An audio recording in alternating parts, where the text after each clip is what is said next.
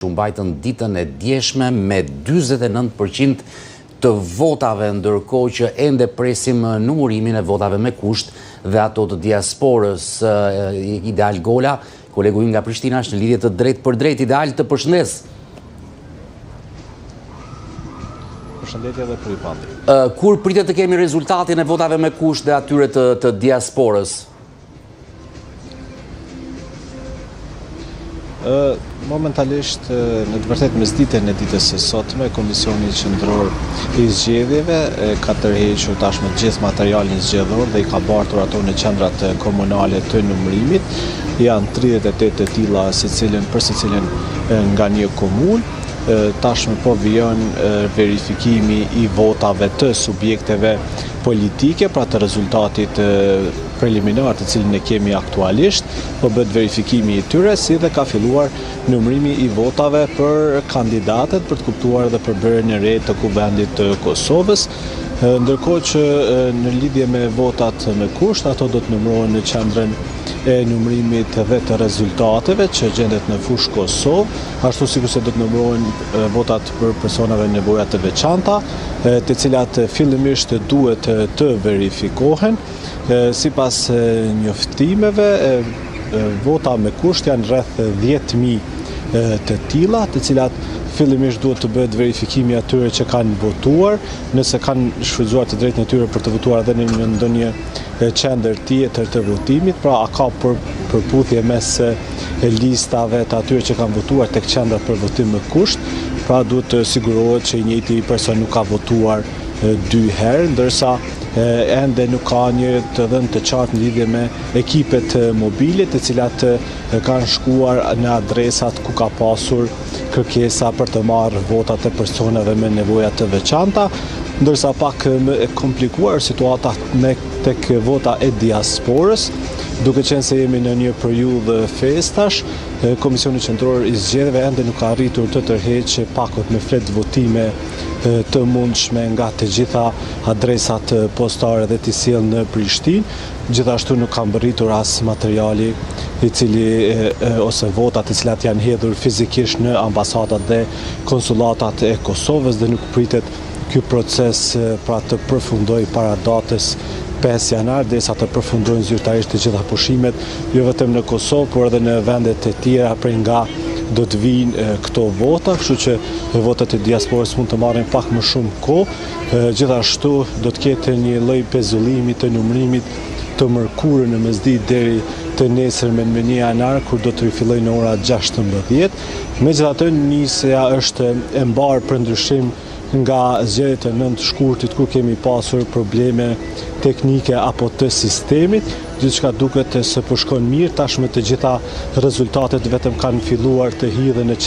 në platformat e Komisionit Qendror të Zgjedhjeve, pra verifikimi, por kanë filluar të dalin edhe votat për kandidatet veç e veç, por besohet që do të jetë një proces që do të kryhet më shpejt se sa për zgjedhjet e 9 shkurtit, të cilin u deshën pak më shumë se një muaj që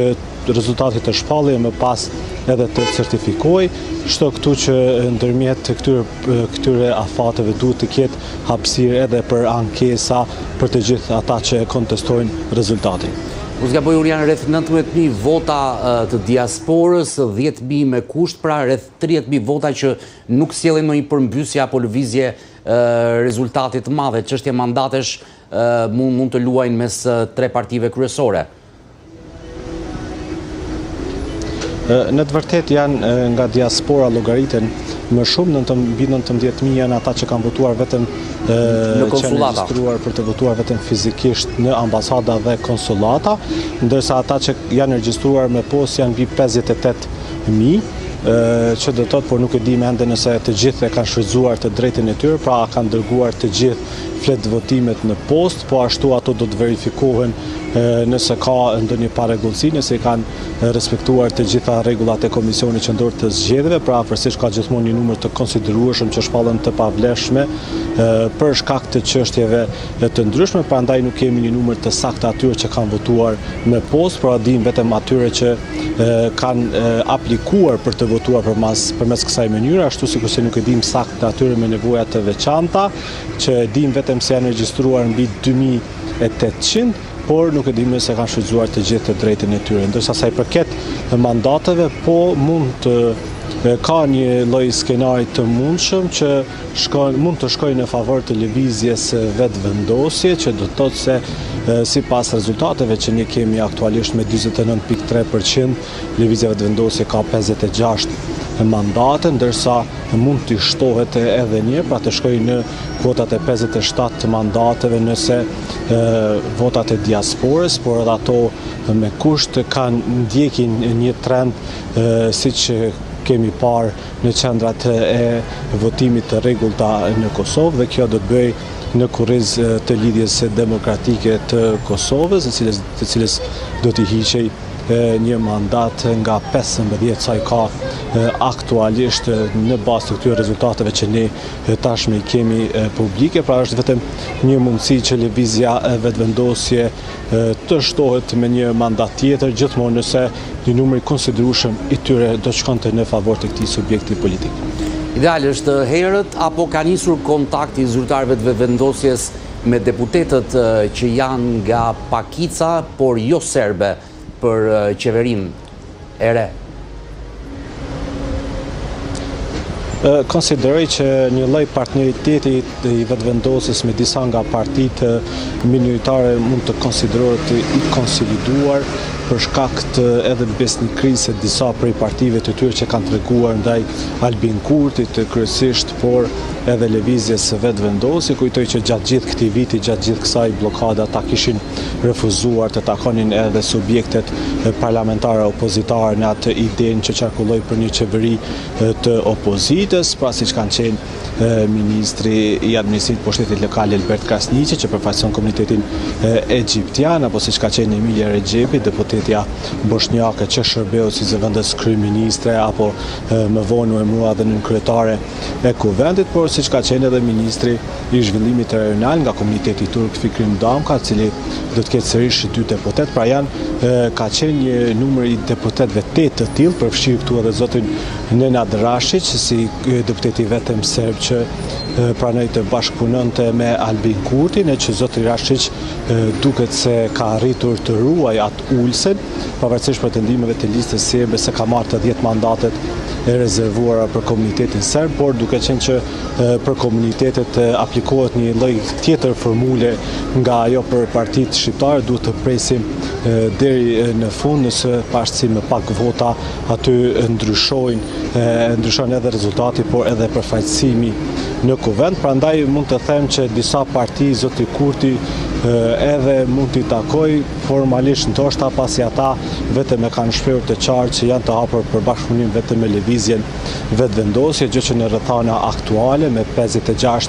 deputet, zoti Kurti bashkë me ata 7-8 nëse vijojnë të kenë le të themi besnikrinë e tyre, atë do të bëhesh shumë thjeshtë edhe shumica për të ngritur qeverinë e re. Edhe oreksi i deputetëve të pakicës jo serbe do t'jetë mi vogël tashmë që vetëvendosja ka më shumë numra dhe më shumë deputet se në zgjedhjet e shkurtit, apo jo, sepse kishte nga ata që me një vot në parlament kërkonin edhe një ministri. Po, është e vërtet, zoti Kurti gjithmonë ka këmbgulur që shpërndarja e pushtetit të bëhet në bazë të forcës reale të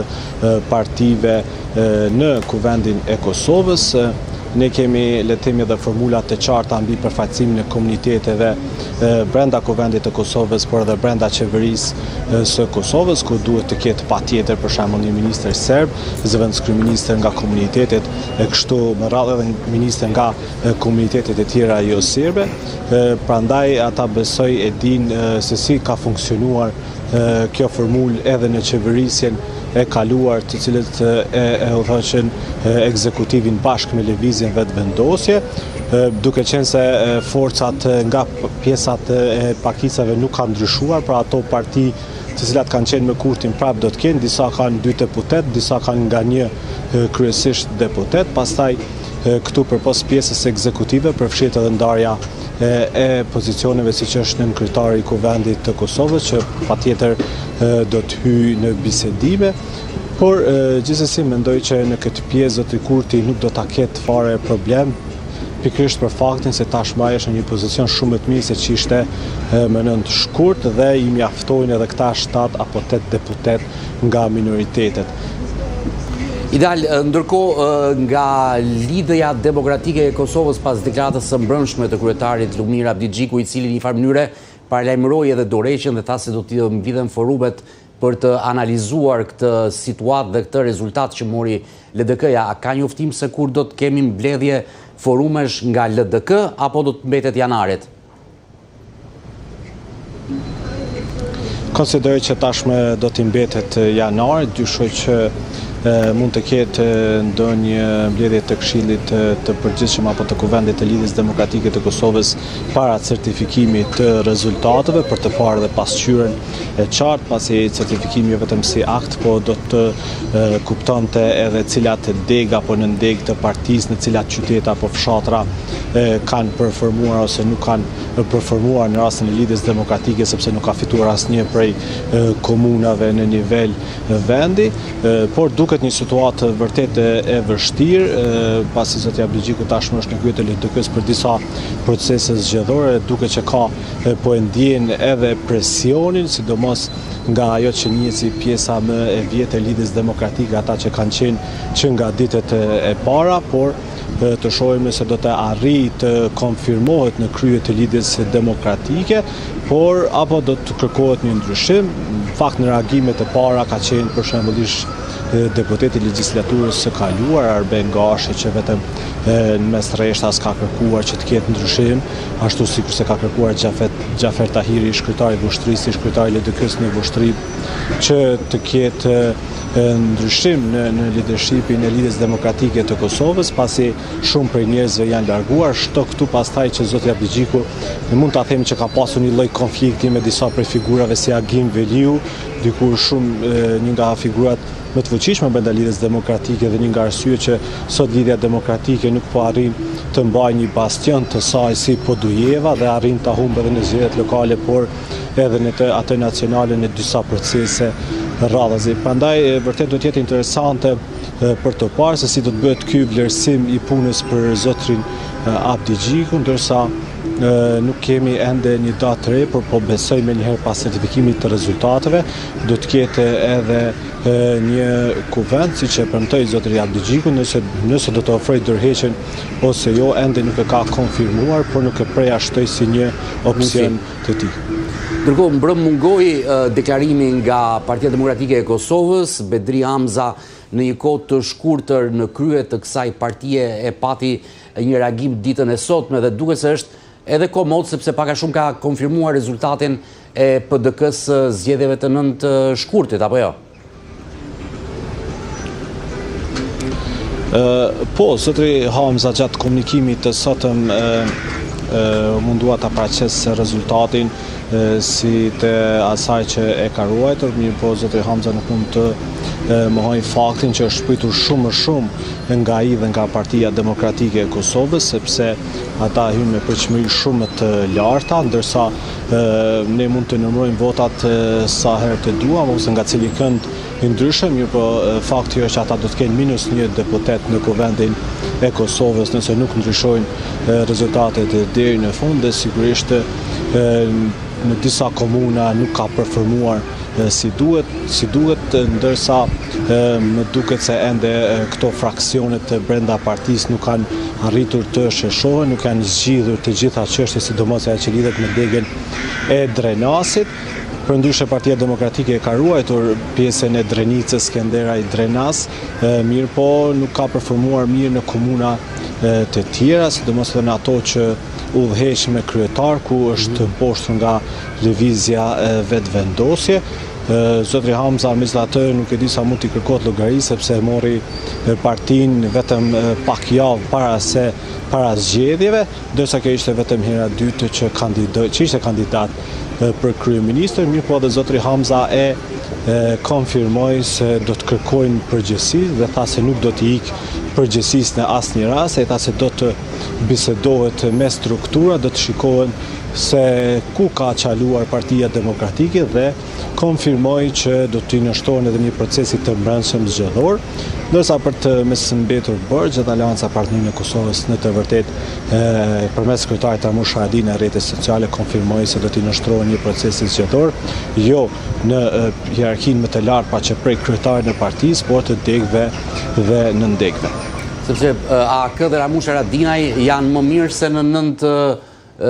nënt shkurt, apo jo, Haradinaj mori 6 deputet në zgjedhjet e djeshme, kurse në nënt shkurt kishte 8 bashkë me Fatmir Limajn, dhe partia e tij mos gaboj kishte 5 dhe Limaj 3. Tani, Limaj dhe Haradinaj ishin një listë e vetme dhe llogaritet që kishin 8 deputet, ndërsa tani kanë 6 deputet, nëse shikojmë nga ky këndvështrim janë -2, por nëse dëshiron ta ndajmë ashtu siç ju thoni, pra ta ndajmë pjesën e nismës që kishte 3 deputet, atëherë po mund të konfirmohet që Aleanca Partnerë mund të ketë një deputet më shumë, por do të shohim se si rezultatet do të priten deri në fundin, se do të ketë ndonjë ndryshim ose jo, pavarësisht se Aleanca duket se nuk do të preket shumë nga pjesa e votës së diasporës ose atyre me kusht, pavarësisht skenareve të mundshëm, por Aleanca ka qenë shumë le të themi në pikpyetje nëse do të kaloj pragun apo jo, pasi ka pasur ky debat nëse nisma kishte ndihmuar për ta kaluar pragun ose nëse kishte pësuar apo kishte përfituar nga shumë nga ai koalicion me Fatmir Limajn. Mirë po, kjo ishte shumë e rëndësishme për zotrin Haradinaj, që tashmë konfirmohet si një lloj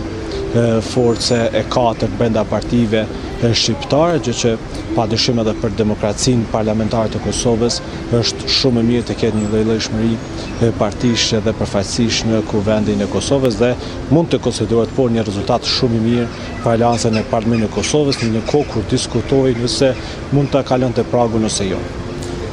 Idal Gola, të falenderoj për të gjitha detajet që solle drejt për drejt nga Prishtina për ditarin e pasdites.